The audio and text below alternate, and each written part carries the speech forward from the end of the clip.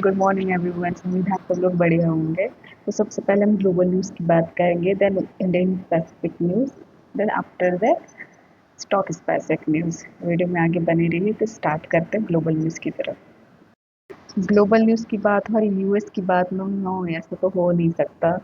तो अभी जो ट्रेड टेंशन टैरिफ की वजह से चल रहा है, तो मिस्टर ट्रम्प जी ने फिर से 25% और add on duty, import duty लगा दी है।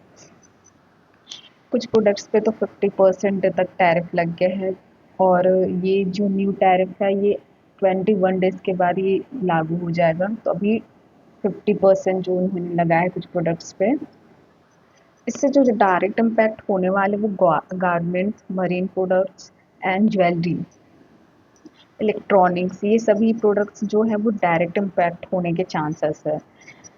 अभी इसके स्टॉक्स भी अभी थोड़ा फ्लक्चुएट एंड वॉलेटाइल दिख सकते हैं आपको कुछ टाइम के लिए, जब तक कुछ सस्टेनेबिलिटी, कुछ आपको न्यूज़ वगैरह या फिर ट्रम्प के थ्रू या फिर इंडिया गवर्नमेंट के थ्रू तब तक नहीं आता तब तक। तो रश अब यूएस इतना ज़्यादा इस ट्रेड की वजह से क्यों अफेक्ट हो रहा है, तो क्या है कि अभी इंडिया जो इम्पोर्ट के लास्ट 5 मंथ में ऑयल इंपोर्ट किया रशिया से, वो अराउंड 90.5 बिलियन डॉलर के अराउंड की वैल्यू है। तो बहुत ज़्यादा है। और दूसरी तरफ जैसे मार्केट में भी गिरावट देखने मिल रही है, तो अभी उसके वही global stock like Apple, Google and Tesla जैसी कंपनीज अभी इंडियन मार्केट में इन्वेस्ट भी करी। सब पॉजिटिव न्यूज़। ये जो मार्केट का जो मूवमेंट बना हुआ है, वो आपको भी पता है शॉर्ट टर्म मार्केट मूवमेंट रहता है। बट हाँ, इस ईयर तो थोड़ा सा साइडवेज या थोड़ा सा डाउन ट्रेंड भी देखने मिल सकता है, ऐसा एनालिस्ट का मानना है। तो ये सब तो चलता रहेगा। अब हम चलते हैं दूसरे न्यूज़ की तरफ। मिस्टर नरेंद्र मोदी 31 अगस्त को चाइना जा रहे हैं एससीओ समिट अटेंड करने के लिए। अब इनके लास्ट टाइम ये 2018 में गए थे, पर 2020 में गलवान क्लैश हुआ था, जो जिसकी वजह से दोनों देशों के बीच थोड़ा सा रिलेशन ख़राब हो गया था। उसके बाद अभी 2025 में जाएंगे। अब जब यूएस ने इंडिया पे हाई टैरिफ लगाए हैं और रशिया से ऑयल खरीदने पर वार्निंग दी है, तो इंडिया बैलेंस बनाने के लिए चाइना के साथ टाइज इम्प्रूव करने कर रहा है। टैरिफ की वजह से इंडिया को $64 बिलियन एक्सपोर्ट का रिस्क हो सकता है। अब ये देखने के लिए मिल रहा है कि तो अभी इंडिया मल्टीपोलर अप्रोच ले रहा है। ना यूएस के साइड है, ना चाइना के साइड है, ना रिलेशनशिप सभी तरफ मेंटेन कर रहा है, ताकि कभी सपोज अभी जैसे यूएस का हो रहा है, वैसे अगर हुआ पूरे हम डिपेंडेंसी उन पे हुए, तो फिर हमें दिक्कत होगी। इसलिए वो डाइवर्सिफाई भी कर रहा है धीरे धीरे, जैसे आप देख रहे होंगे। और जैसे आप चाहते हैं कि मैं पूरे इस पे जो यूएस टैरिफ के लिए एक अच्छा सा मैं वीडियो बनाऊँ, सारी चीज़ें पूरे डिटेल्स में बताऊँ, मुझे कमेंट में बताइएगा। मैं ज़रूर वीडियो बनाऊँगी इसके बारे में पूरे ब्रीफ में। इसमें मैं पूरा कवर नहीं कर पाऊँगी क्योंकि डेली न्यूज़ है। सो अलग से मैं ज़रूर अपलोड करूँगी। आप प्लीज़ मुझे कमेंट में बताइएगा। तो हम मार्केट न्यूज़ की तरफ आगे बढ़ेंगे। तो सेंसेक्स गिरकर 166 पॉइंट्स पर क्लोज हुआ और निफ्टी गिरकर 75 पॉइंट्स पर क्लोज हुआ है। इसका रीज़न जो इंडिया यूएस के बीच में जो टैरिफ टेंशन चल रही है वो है। मार्केट में लार्ज कैप एंड ने काफ़ी अच्छा परफॉर्म किया, बट वही मिड कैप और स्मॉल कैप थोड़े नेगेटिव में दिखे। सो अब ये सब हुआ क्यों?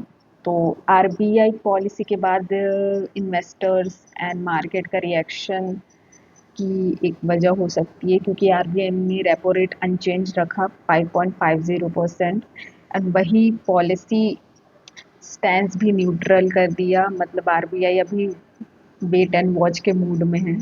एंड इन्फ्लेशन डेटा अच्छा आया है। अकॉर्डिंग टू जून में 2.1% था, पर आरबीआई भी थोड़ा सा कॉशन ले रहा है।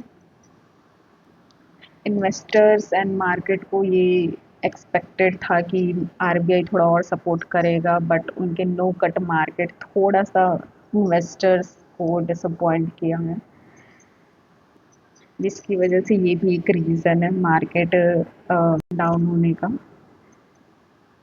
सेकंड जो वही है, यूएस एंड टैरिफ टेंशन जो चल रही है वो है। थर्ड एक्चुअली क्या है, थर्ड रीज़न ये है प्रॉफिट बुकिंग। अब जैसे टेक्निकल एनालिस्ट अगर आप करते हो या निफ्टी का चार्ट भी देखोगे आप, तो निफ्टी और सेंसेक्स ने पिछले कुछ दिनों में हाई टच किया था।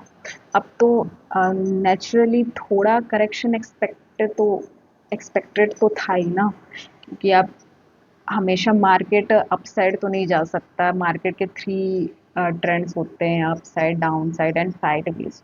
तो मार्केट अब हो सकता है थोड़ा सा साइडवेज ही रहे कुछ टाइम तक, से ये हमें देखने को मिल सकता है। आगे क्या हो सकता है इंडियन मार्केट में, तो सी शॉर्ट टर्म में थोड़ा सा वॉलेटाइल रहेगा मार्केट, एक्सपेक्टेड है। एंड एक्सपोर्ट सेक्टर में जैसे आईटी एंड फार्मा में थोड़ा सा प्रेशर देखने मिल सकता है। वही मिड कैप्स में प्रॉफिट बुकिंग हो सकती है, देखने के लिए मिल सकती है।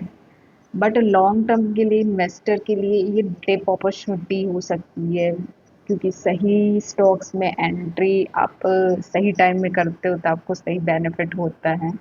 और यही एक टाइम होता है इन्वेस्ट करने का, अगर आप करते हैं तो। और ऑब्वियसली आपको करना भी चाहिए, क्योंकि अगर आपको इंडिया पे बिलीव है तो इंडिया के ग्रोथ पे भी बिलीव होना चाहिए। चलिए अब स्टॉक स्पेसिफिक न्यूज़ की तरफ आगे बढ़ते हैं। फर्स्ट डीज लेबोरेटरीज के क्वार्टर 1 का रिजल्ट आया है, जिनमें इनका रेवेन्यू 2410 करोड़ हुआ और बायो एंड ग्रोथ 27% रहा है। एक्सपेक्टेशन से 5.2% कम था, जिसके चलते थोड़ी सी वीकनेस भी दिखी स्टॉक में। And strong profit growth, bio and consist performance दिया है, नो डाउट। वही मार्केट कैसा रहेगा, तो आईटी फार्मा ये थोड़े प्रेशर में आज देख सकते हैं, और उसके साथ ही ऑटोमोबाइल एंड टेक्सटाइल केमिकल ये भी थोड़ा सा आपको नेगेटिव दिख सकते हैं आने वाले दिनों में। तो इसी के साथ हमारा आज का दिन मॉर्निंग न्यूज़ ख़त्म होता है। इवनिंग न्यूज़ में, मॉर्निंग में आप इम्पोर्टेंट न्यूज़ चाहते हैं मार्केट रिलेटेड या ग्लोबल रिलेटेड, तो इस चैनल को सब्सक्राइब कीजिए और फॉलो, शेयर कीजिए, लाइक कीजिए और कमेंट में ज़रूर बताइए कि और क्या आप लोग को चाहिए, उसके हिसाब से मैं आपके लिए स्पेसिफिक वीडियो बनाऊंगी।